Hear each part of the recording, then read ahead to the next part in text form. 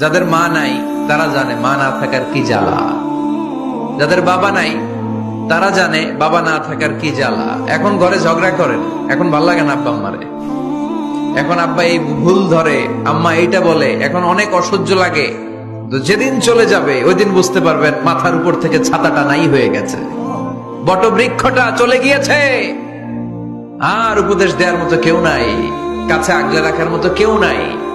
এজন্য আব্বা আম্মা থাকতে আমরা যেন আব্বা আম্মার কাছ থেকে দোয়া চাই। আব্বা আম্মার দোয়া কোনোদিন আল্লাহ তাআলা ফিরিয়ে দেয়। মায়ের মর্যাদা অনেক বেশি, বাবার চেয়ে 3 গুণ বেশি, কমসে কম। কয় গুণ বেশি? মা মা মা, তারপর বাবা। 3 বার মা। কয়বার মা?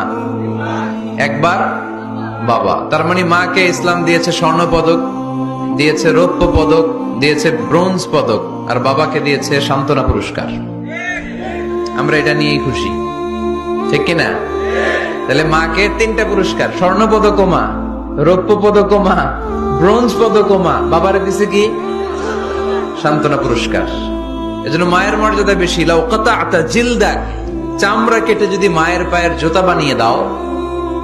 ছোটবেলা যে মায়ের বুকের দুধ খেয়েছো, আল্লাহর হাবিব বললেন 1 ঢোক দুধের শোধ আদায় হবে না, ঠিক কিনা?